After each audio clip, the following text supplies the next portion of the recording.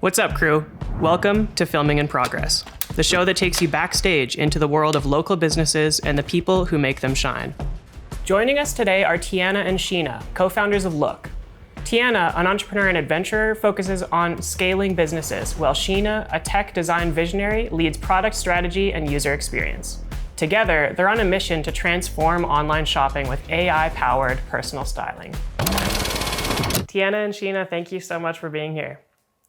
Happy to be here. Yeah, excited. Excited to dive deep into this. Yeah. Tell me how and why did you first get started in the fashion industry? That's a good question. Both of us don't come from a fashion background. I can tell a little bit about my story, and then I guess Tianna can share her part of it. So I have a business degree from the University of Calgary, and I always thought I was just going to go work corporate for probably my whole career. I worked at the intersection of business and tech and software consulting for the majority of my career at companies like Deloitte and Accenture. But I always, in the back of my mind, knew that I wanted to do something of my own. I think when you work in corporate, it can get kind of boring really fast. And you don't think about it when you're in school, but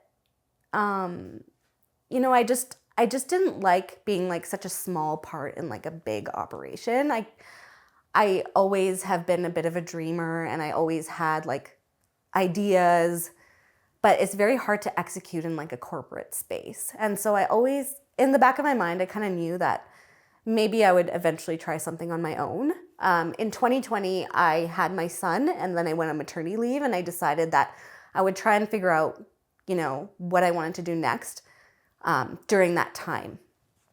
And so I didn't know the space I wanted to work in. So I started picking up some independent freelance clients and kind of I was like, I'll just see where this takes me.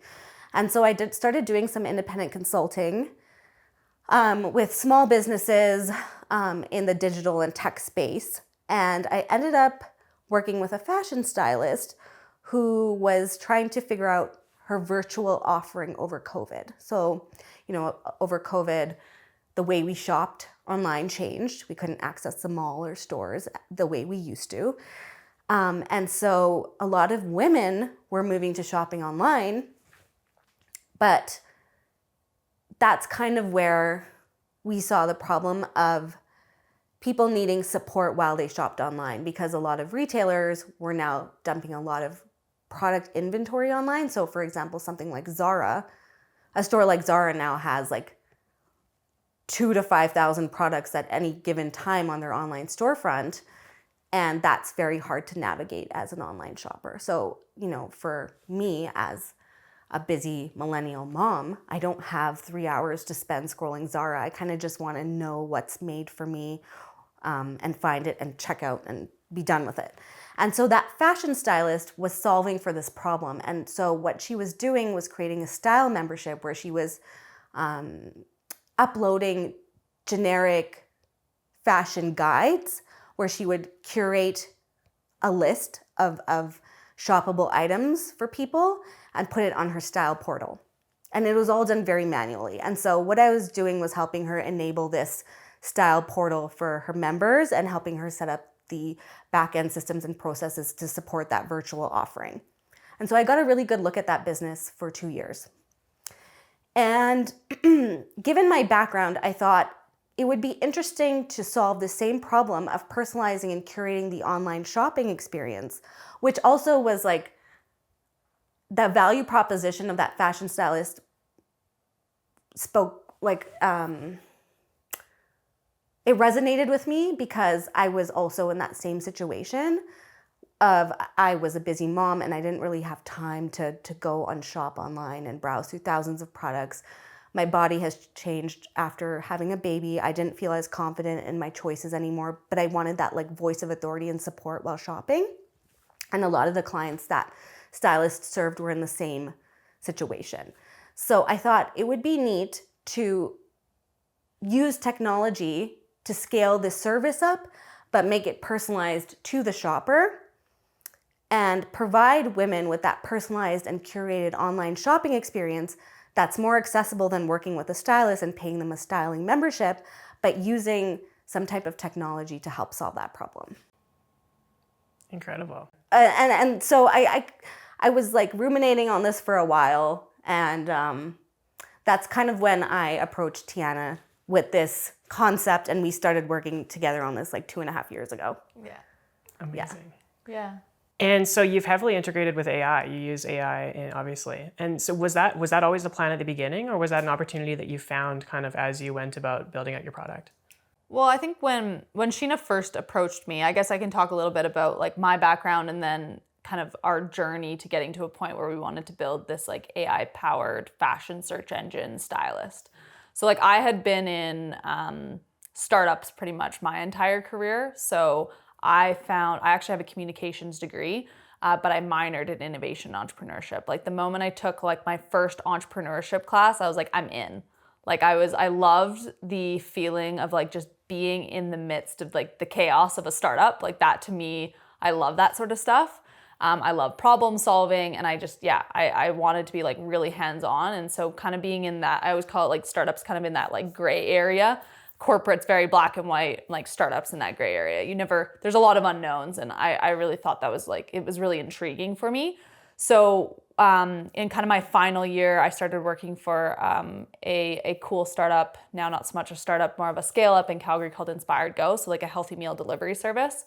And I ended up being able to like scale the team. By the time I left, there was about 100 employees and contractors in 4 different cities. I was the director of operations and expansion there. So I really got to understand like what it actually took to scale some sort of startup.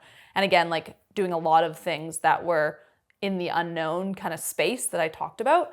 And then I actually started to work. I was really interested in the tech space. Obviously in Calgary, there was a lot of murmurs about like tech. And I just thought it was kind of interesting, and I wanted to get on board. So I went and started working for a company called Flamingo, which was a fintech company in Calgary. By the time I left, like we ended up having about 30 plus developers in like 9 different countries, and like hiring and managing that sort of talent was like a very, very interesting experience for me. And so I always knew throughout that experience that I wanted to do something of my own. It was just, I've come from a family of entrepreneurs. I knew it was kind of like in my blood to do something. I kind of felt the same way. I'd never had corporate experience, but I just knew like that's maybe not for me, at least in this phase of my career. I just really want to get my hands dirty with everything because I didn't really want to like pick any like specialty at that point. And so, when I left Flamingo, I think it was like within like the week or something like that.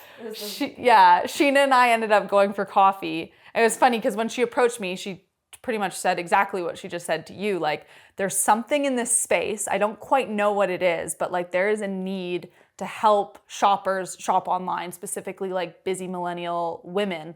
How do we do that? Like, how do we scale this type of service that I'm seeing is like very, very successful? Like popping off. Yeah, 100%. And the thing that's funny for me is like, I always say like Sheena's the fashion girly. Like she knows what's hot right now. She always has like cute outfits. For me, fashion's always been, I've enjoyed it. It's like growing up, like my mom's very fashionable. Like she always had like a stylist once a year. She would treat herself. And like that to me was like, there was definitely like, I could see the need for fashion, especially in a business sense, because she was a busy millennial mom and she ran a business. And so I saw how like fashion played a really big role in her, even just her career. And so it's always like that look good, feel good, do good. Like that to me really resonated when Sheena was talking to me about like the need for women to get that support. And so, when she approached me, I said, okay, let's just do like 6 months. Like we pretty much did like 6 months of customer discovery. We talked to like 150 women. Like we would go and have individual conversations. We would do like a group of girls in a room, and we would have like wine and charcuterie, and we would ask them like online shopping questions.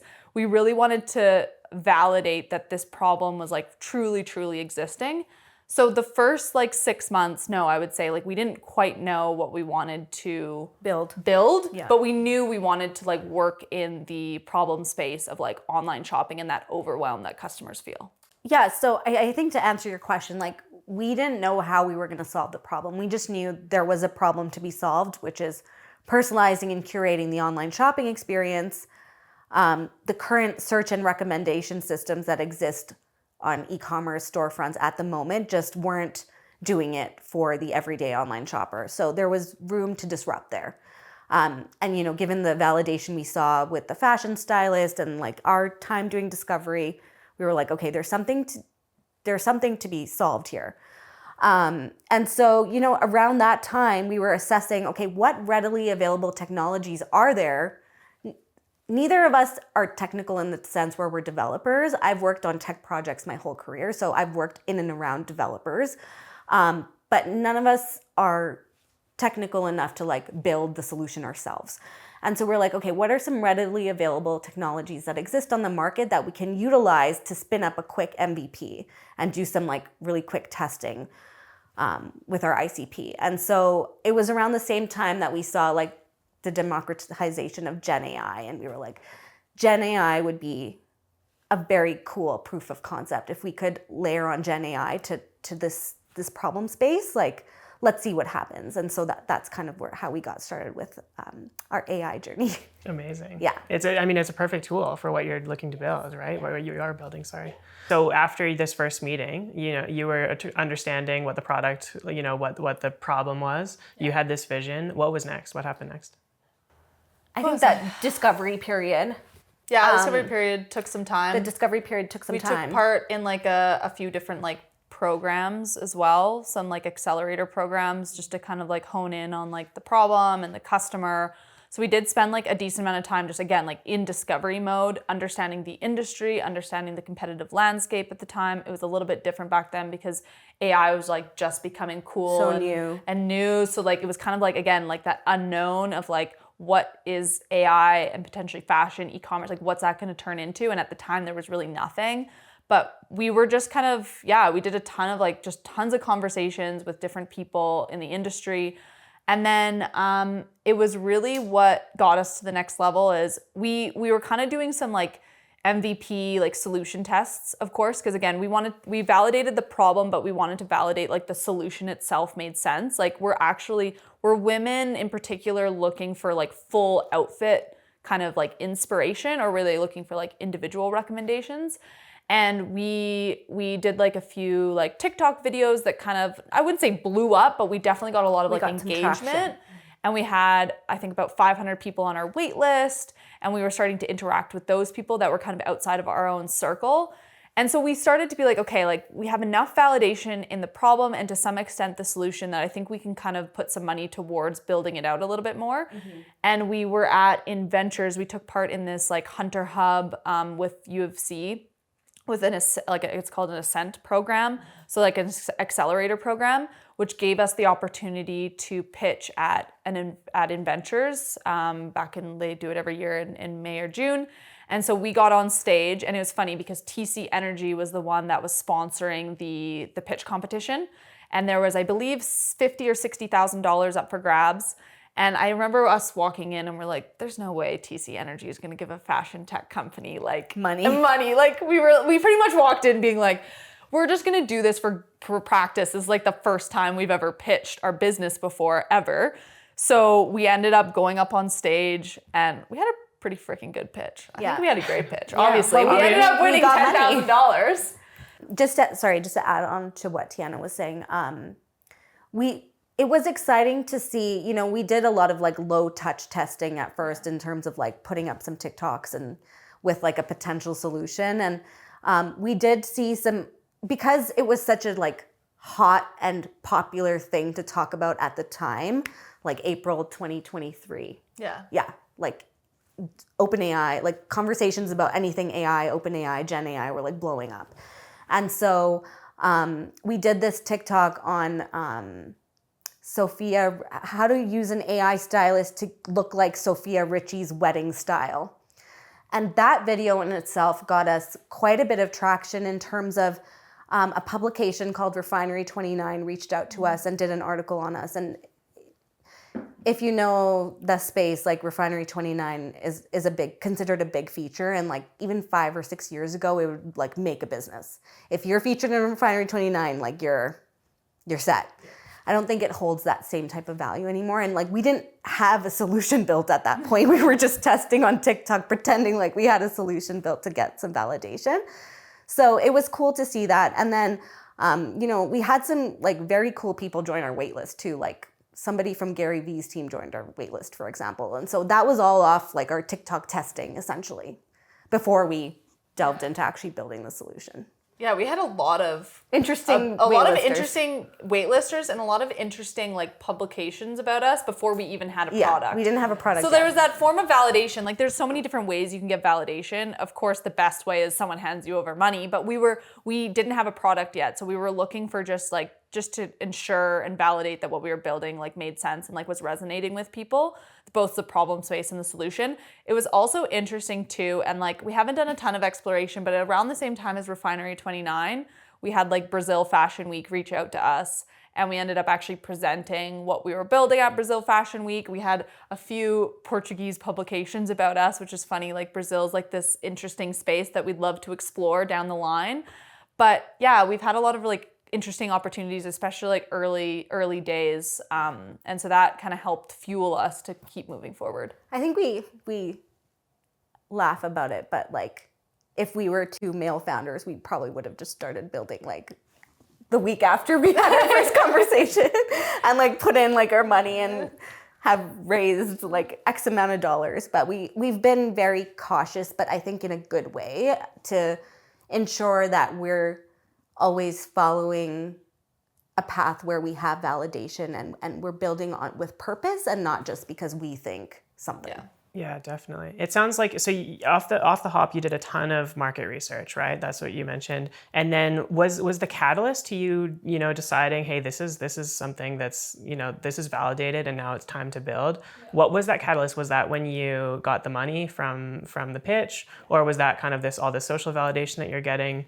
It happened around the same time. Okay. Yeah. Yeah. The viral TikToks, I think, happened in May, and then early June, we had won the money. And so it was kind of like within weeks of each other. And we're like, all right, it's time to build now. Yeah. And we started building. And like, of course, we put in our own capital at this point too. And obviously, like Sheena and myself were doing this off the side of our desk. And so I think like we were getting to a point where we're like, it's like, we're either going to do it or we're not. So let's just build this thing. Mm-hmm. And so, yeah, it was basically like, I always muck up the dates, like June of 2023. Would it have been? Or 2022? Yeah, 2023. Okay. Yes. And then we ended up kind of like building that first iteration of the product, and we ended up we've made a few pivots throughout our journey, right? Because we actually have gone from like a direct to consumer product.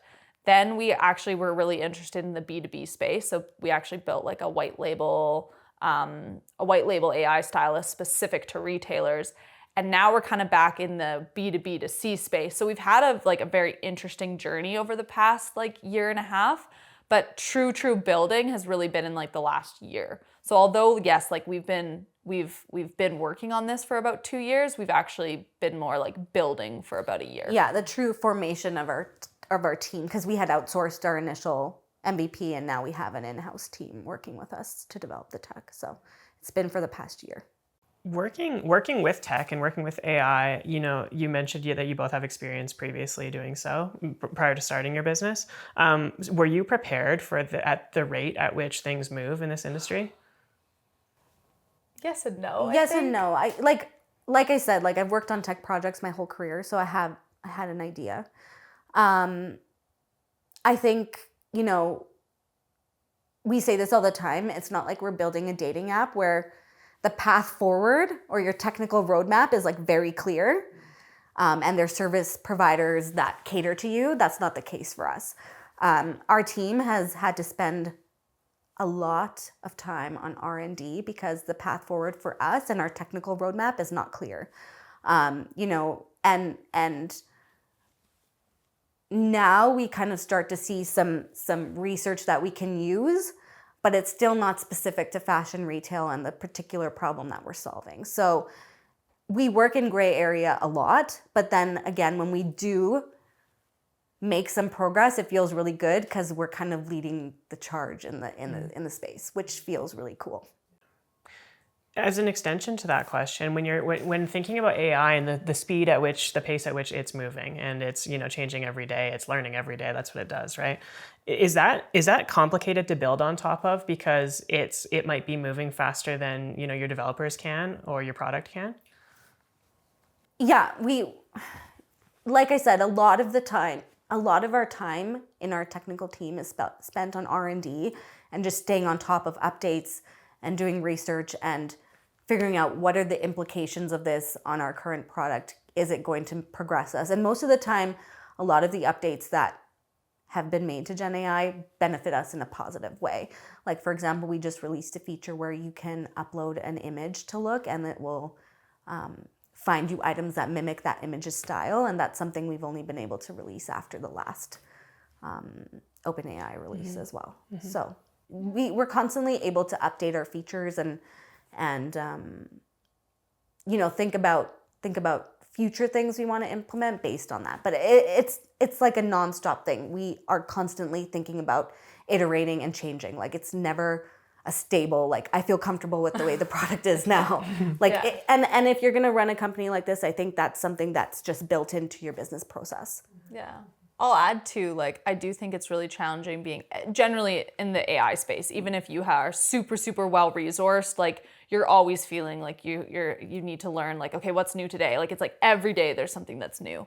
So yes, it's very, very challenging. And I would also say too, like, as a startup, you're obviously not as well resourced, right? And so, like, we have a really scrappy team. Like, our team is phenomenal. Like, Sheena and I always say this, like, we found like young, super scrappy developers that just, like, they do, like, we have a problem, they're gonna go and, like, we feel confident that, like, they can go figure it out and come back to us with solutions. Like, we have seriously lucked out with our team because we've got like a local team, which again, like, not a lot of startups can say that. So we actually can, like, really work one-on-one. Like, they're based in Calgary. We have face-to-face meetups, which I love the virtual setting at times. It allows for that flexibility, but just to be able to be in a room and, like, pull out a whiteboard or just, like, chat about problems to some extent, like, vent about what's actually going on, I think has been a huge leg up for us.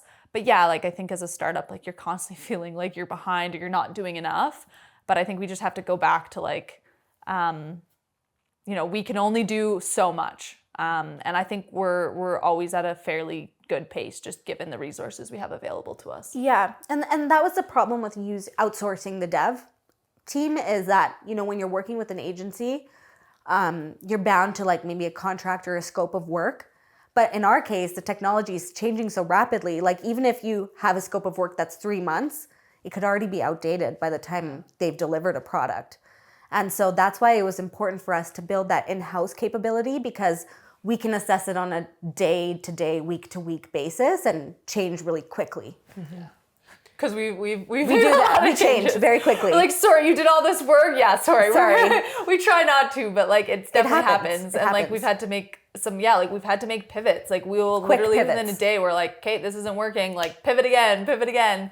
You have to feel like, especially in the tech world and AI, but even just as a startup founder, like, you need to feel comfortable with pivoting. And, like, when you see a different opportunity, you kind of, not all the time, of course, you can't pivot too much, but I do think, like, I work actually, like, kind of on the side with a lot of other student founders, and a lot of founders get so focused in on, like, their solution. Like, this is my solution. I don't care what anyone tells me, but, like, I am so gung-ho about this and I'm not changing my mind.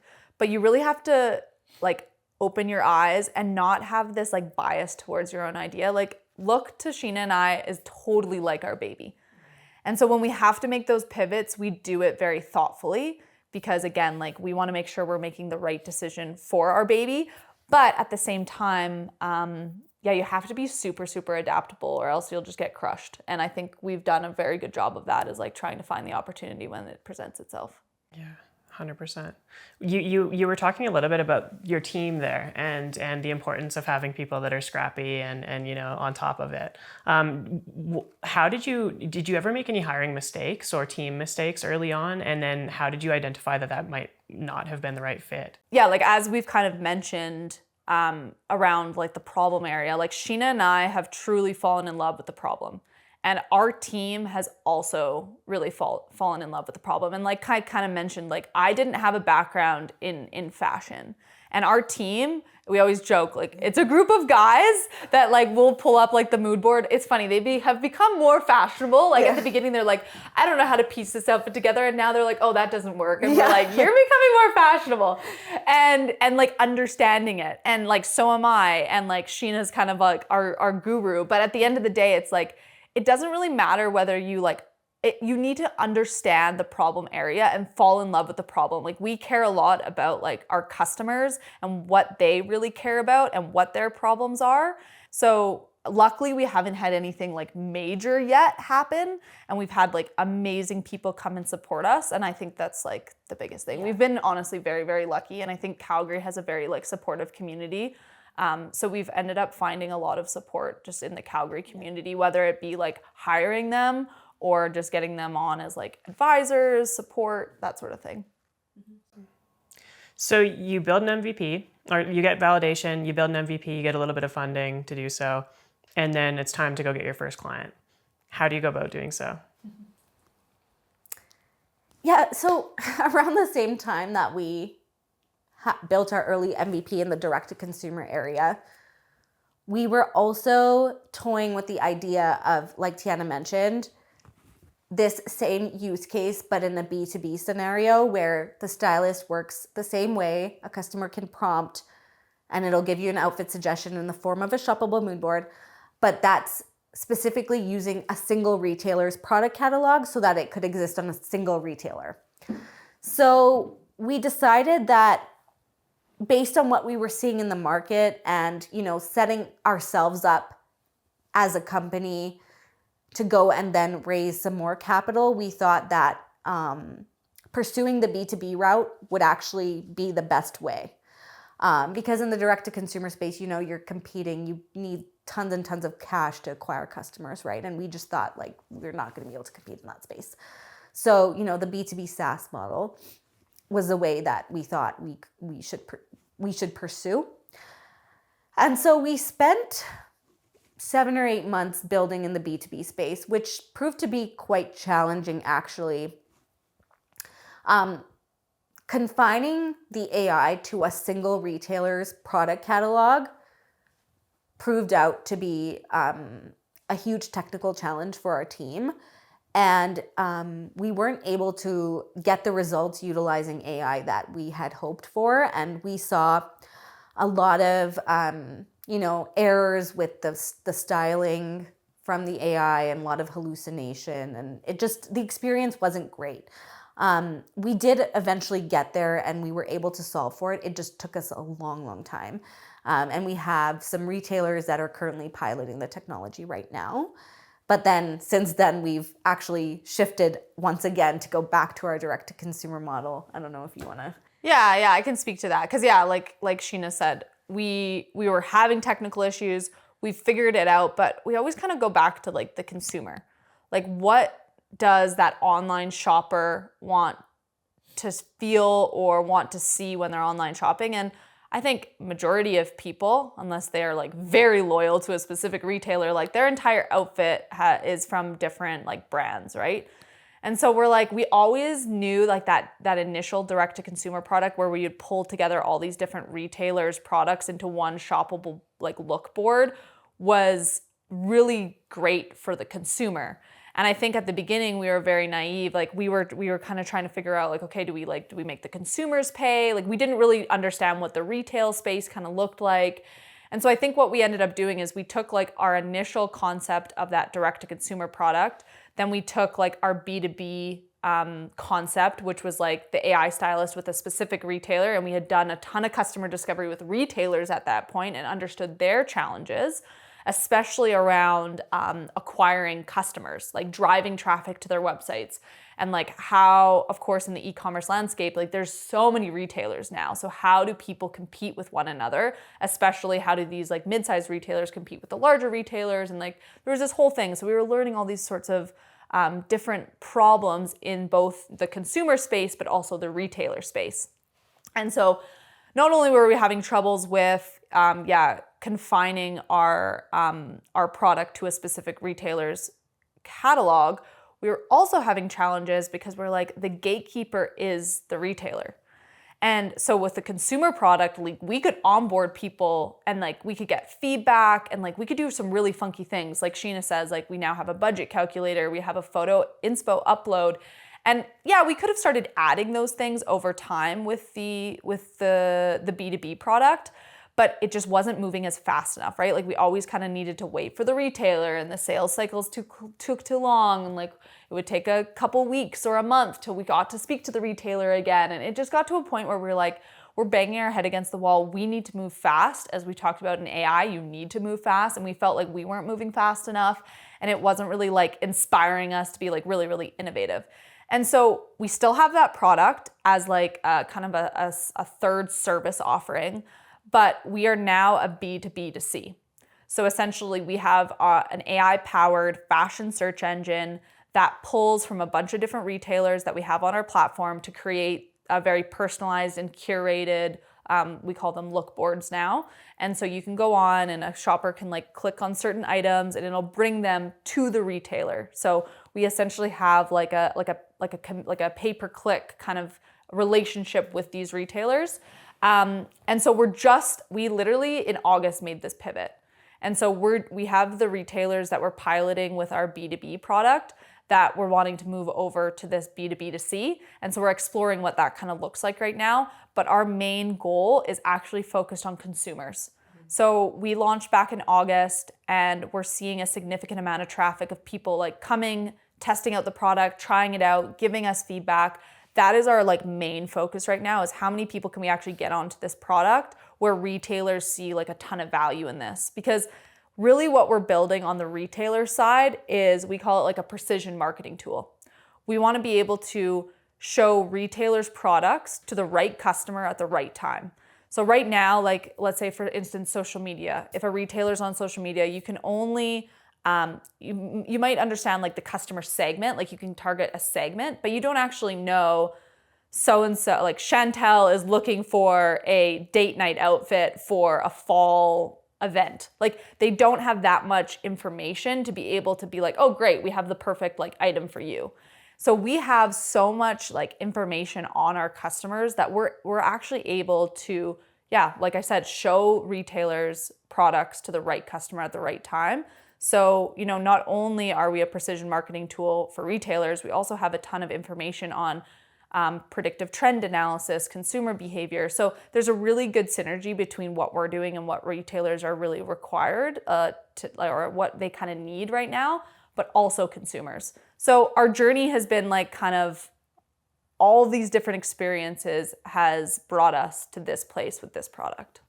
So it sounds to me like you truly are trailblazing right now. And correct me if I'm wrong, but it sounds like what does your competitive landscape look like? And I mean, the hard part about potentially not having any competitors or to having, you know, somebody who's done this previously is that you're truly making these decisions fresh for the first time with no, you know, nobody else to make those mistakes prior to you, if that makes sense. Yeah, it's interesting you bring this up because we've been chatting about competitive landscape all morning. You know what? Our competitive advantage is in something called compatibility search. So a lot of people in our space, you know, they focus on one-off item recommendations. What we're focusing on is compatibility. So when you prompt our AI, we're recommending you a full compatible outfit. Even when you look at traditional search and recommendation systems on e-commerce right now, so say I'm on H&M and I search for black blazer, I click on that black blazer, it's gonna be under you may also like, it's giving me other similar items, so like a black dress or black shoes, like it's all similar based on the color. Through our discovery, what we've realized is like customers want a compatibility search. When they're searching for black blazer and they get to that black blazer, they want to see other items they can style with it. And so they can check out as a bundle. And so we don't see any competitors in our landscape with that particular take on the problem. What is challenging though is we see some competitors coming out who are working in stealth mode, who have like a stacked background, like they were ex-Pinterest. their engineers are from Google. They've raised, for example, $50 million. That scares us a bit, because we're like, how do we, even though we have a different approach to the problem, you know, they are fully stacked and, you know, fully capitalized. And it's hard to compete as a small Calgary startup in that landscape. Mm-hmm. Mm-hmm. How are you approaching marketing? I know you mentioned TikTok has been pivotal in the past. Is that still kind of the grassroots approach that you're going for? Yeah, so we have a few different things at play right now. We have not actually put a ton of paid advertising behind our like TikTok, Instagram strategy, and we're seeing like a fairly decent amount of engagement. We're focusing a lot on like founder-led content. So essentially Sheena and I are like the face to Lewk, and we talk about the problem, why we built it. Like I think people really want to get behind like the story, hence like this is a great opportunity for it, right? I think people care about the story. Like they don't want to just see the product. They want to know like who built it, why. So we really try to talk about like really why we built it and try to be authentic in that way. So often when you're building out a business and you're kind of planning everything out from the beginning, there's things that you can anticipate are gonna be road bumps or speed bumps along the way, right? And things that you can anticipate, this is how I'm gonna overcome that challenge. But there's a lot that you can't. And so I'm curious for each of you, what have been some of those challenges that you haven't anticipated or you didn't anticipate earlier that you've had to overcome? I think for me, I was actually talking to a friend the other day about this. When people talk to founders or like you hear stories on these podcasts and they're like, yeah, it's a bit of like a roller coaster of emotions. I always thought like the roller coaster of emotions would be like, you know, you have one really good month, one maybe challenging month, or like maybe some periods of time of good, I feel like especially like early stage, like it could be like hour for hour. And like, I don't think I really understood that. Like you can have amazing news and then you hit like a huge roadblock and then like something else happens and then like this cool opportunity shows up and like you just feel like you're on this like crazy roller coaster of emotions. I am so thankful I have Sheena because like there's a lot of times like in a co-founder, like a founder setting, like you talk to individual founders and I'm like, I don't know how you don't just like lose your mind. Like I do my best sort of like brainstorming and I vent with other people. And so we can kind of like be each other's like rocks in these situations where a lot of the times when I'm venting, like I'm having the imposter syndrome or I'm feeling this, like she's either like, no, you're good, like, or we got this, or like, I feel the same way. Like, I think we really like vibe off of each other. So I think to some extent for me, what I've learned is, yeah, like really for any founders or like people who are early stage, like prepare for a roller coaster ride and like enjoy the highs and I think embrace the lows because you learn a ton from them. In the moment they can be shitty, but I think like when you get like amazing news or something that you've been working on like actually pans out, holy shit, does it feel good. And then I think for me, like I think it would be challenging for me. I would do it, but I think it would be challenging to not have a co-founder. I really have loved that like the collaboration that we have. Obviously, there's a lot of personality that goes into it. Like I said, like we're very much yin and yang. So having the right co-founder is really, really important.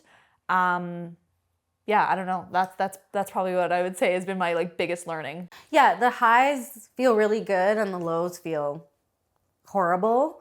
And so, to have to deal with the lows, which is most of the time, to be honest, and to be navigating in like this gray area can be quite difficult. And I think, I wasn't prepared for the amount of iterations. Like we've iterated, like we said, our pitch deck is a working document right now. And, you have to assess and reassess your business every day, basically. And so it's not a bad thing, but it's just something that's challenging. And I wasn't really aware that that's what this entailed. Definitely. You've both spoken about those the low tides or the low points. What keeps you going in those times? What's the thing in the back of your head that's like, hey, you know what, this is why I'm doing this, and this is why I should continue even when I don't want to. It's hard.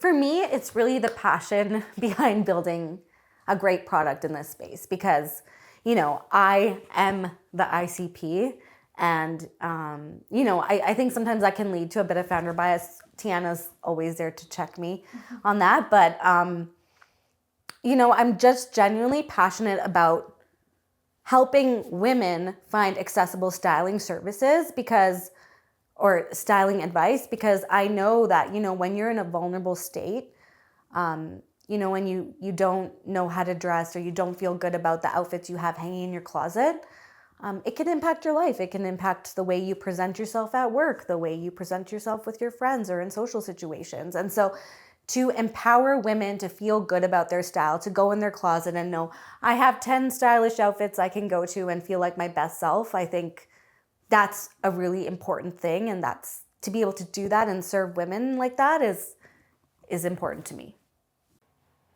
What does success look like for the two of you? Or for Lewk? I think, being able to solve the problem that we set out to solve and serve our customer base, like I said, be able to kind of provide those accessible styling services to them, and help them feel confident and empowered with their online shopping journey or their shopping journey in general. And I think success also looks like building, a great relationship with my co-founder and with the team that we have that's working with us, and making sure that everybody is able to take away from this experience what they wanted to take away and, grow their repertoire of skills. For example, if we're talking about the tech team, like they're able to take this and move to the next level. I think that's really important to me as well. Can I just ditto that? Yeah. Like everything she said. Yeah. I think it goes back to serving like the customer and like really, I think we all have like those products that we love and like we couldn't live without. So I think success to me would be like to have that product that like people wanted in their life. Like we once had where our product went down for like a weekend and we had a bunch of customers like reaching out being like, what's going on right now? Like it's not working. They're our friends because they have our numbers. But. Yeah, they're texting us. Yeah. And it was cool because we're like, okay, so when it does go down, like people are like frantic to get it back live, right? And so for us, it's like we want to have a product that people love. And yeah, I think it comes back to team. I mean, I always say like you are spending more time with your team members than you are your family. So I want to make sure that, people are enjoying what they're doing. They have the flexibility to live life, but also like work really hard. And again, like we just have a team of people who are all like very much interested in the success of Lewk. And so we've been really lucky with that. Where can we send people to follow along and learn more? discover.shopthelewk.com.